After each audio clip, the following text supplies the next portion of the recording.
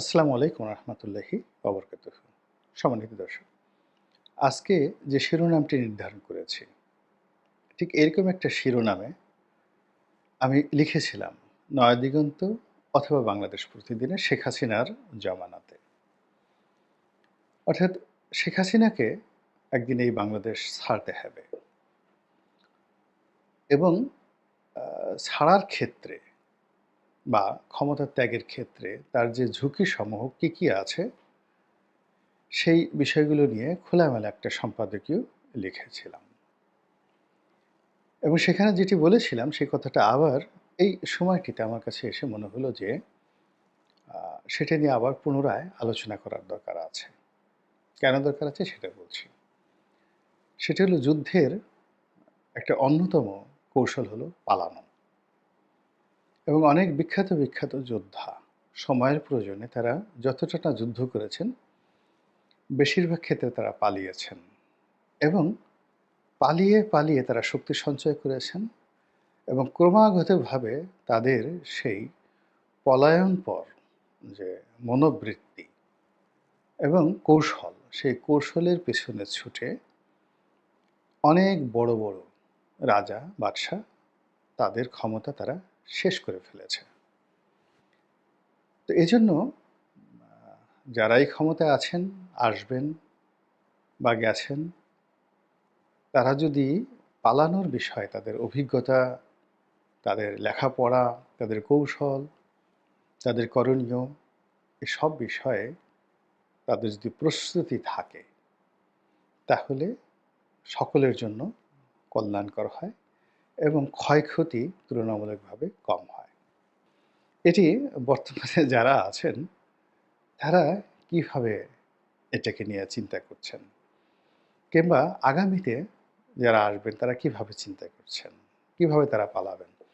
ধরুন বাংলাদেশ যখন খুব বিপত্তিকর অবস্থায় পড়ল বিএনপি, তখন তো তারেক রহমান সাহেব যদি ইংল্যান্ডে না যেতেন, তার যদি সেই ধরনের রিলেশন না থাকতো, কিংবা পাকিস্তানের নওয়াজ শরীফকে যদি সংযুক্ত আরব আমিরাত কিংবা সৌদি আরব তাদেরকে আশ্রয় না দিত, বেনজির ভুট্টোকে যদি আশ্রয় না দিত দুবাই, তাহলে আজকের যে রাজনীতি, তাদের ফিরে আসা, এই যে এখন শাহবাজ শরীফ, বিলাল ভুট্টোর যে রাজনৈতিক বন্ধুত্ব, এটিতে তারা প্রাণেই বেঁচে থাকতেন না। তো এই কাজ করার জন্য কি হলো দেখুন, এই যে মিস্টার 10% আসিফ আলী জারদারি বলা হতো, অনেক টাকা পয়সা চুরি করেছেন, থিপ অফ বাগদাদ বলে তাকে ঘৃণা করা হতো, কিন্তু দেখেন তারাই কিন্তু এখন পাকিস্তানের শাসন চালাচ্ছেন।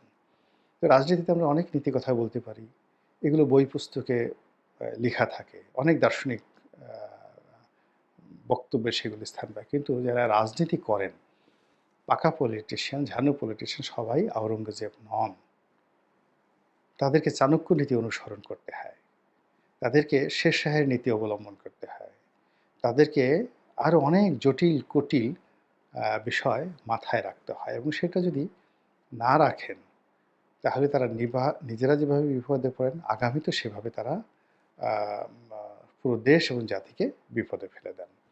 তো যেটা বলছিলাম যে এখন যারা আছেন বা ভবিষ্যতে যারা আছেন, কোনো কারণে যদি গণেশ উল্টে যায়, শেখ হাসিনাকে আশ্রয় দিয়েছে ভারত, জনাব তারেক রহমান সাহেবকে আশ্রয় দিয়েছে যুক্তরাজ্য, ইংল্যান্ড। আচ্ছা, এখন যারা আছেন তাদেরকে কারা আশ্রয় দিবেন? আসিফ নজরুলকে কে আশ্রয় দিবেন? কথায় কথা ইউনূস সাহেবকে কি আমেরিকা আশ্রয় দিবে? ডোনাল্ড ট্রাম্পের আশ্রয় দিবে? তাহলে বিকল্প কি? সেই বিকল্প কি? এটা কোনো বিকল্প নেই।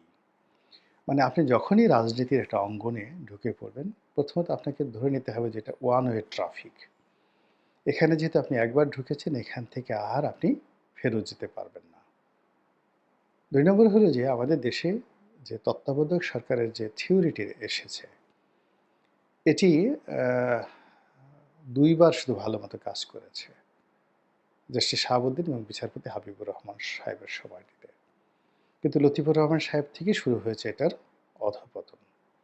এবং এই সময়টিতে দেখুন যারা এই 111 থেকে শুরু করে বিভিন্ন সময়টিতে শাসনকর্মের সাথে সংযুক্ত হয়েছেন অরাজনৈতিক ব্যক্তিত্ব, তারা সবাই কিন্তু দেশ ছাড়া হয়েছেন বিপদ এবং বিপত্তিতে পড়েছেন এবং এ সমাজ তাদেরকে আর কখনোই গ্রহণ করেনি, কখনো গ্রহণ করেনি। এবং বিশেষ করে যারা পেশাজীবী, সাংবাদিক, চিকিৎসক, তারপরে ব্যবসায়ী, এরা যখন রাজনীতিতে আসেন, রাজনীতির সিন্ডিকেশনে চলে আসেন, আল্টিমেটলি তারা কিন্তু ব্যবসা-বাণিজ্য দেউলিয়া হয়ে যায়। আপনি আওয়ামী লীগ জমানাতে চিন্তা করেন, এস আলমের এই চুরি-চামারি দরকার ছিল না। সে আওয়ামী লীগের আসার আগে বেশ ভালো ব্যবসা করত এবং জেনুইনলি তার অনেক টাকা-পয়সা ছিল। কিন্তু যেই মুহূর্তে এই সিন্ডিকেটের মধ্যে তিনি পড়ে গেলেন, তার সবকিছু কিন্তু গেছে। এই যে বাংলাদেশে ইউনাইটেড গ্রুপ, বিভিন্ন সময় আওয়ামী লীগের দালালি করার চেষ্টা করেছে, বিএনপির দালালি করার চেষ্টা করেছে। দেখেন, তারা কিন্তু জেনুইন ব্যবসায়ী এবং ইউনিক ব্যবসায়ী। আ কিন্তু তাদের যে মিস্টার রাজা, তিনি এখন গ্রেপ্তারি পরোয়ানা নিয়ে তারপরে ঘোরাফেরা করছেন। এরকম হামিম গ্রুপের একে আজাদ সাহেব, জেনুইন ব্যবসায়ী, বড় ব্যবসায়ী, সফল ব্যবসায়ী। কিন্তু রাজনীতিতে ঢোকার আগ্রহ, খায়েশ, মন্ত্রী এমপি হওয়ার খায়েশ, এগুলোতে করে আওয়ামী লীগ জমানাতে নিষ্পেষিত হয়েছেন শেষের দিকে। আর এখন তো সর্বপক্ষের অবিশ্বাস এবং অনাস্থার জায়গায় পৌঁছেছেন। এবং এখানে সবচেয়ে বড় ব্যাপার হলো আ রাজনীতিবিদরা যেভাবে তাদের কোনো বাইন্ডিংস থাকে না। তারা খুব সহজে পালিয়ে যেতে পারে বিকজ টিপিক্যাল যারা পলিটিশিয়ান, তাদের মিল, কারখানা, বাড়ি, গাড়ি, ব্যবসা-বাণিজ্য কিছুই থাকে না। কিন্তু আপনার যদি অবৈধ অর্থ না থাকে, আবার আপনার যদি খুব বড় ব্যবসা-বাণিজ্য থাকে, ব্যাংক লোন থাকে, আত্মীয়স্বজন থাকে, আপনি কোথায় পালাবেন? কিভাবে পালাবেন? কি করবেন?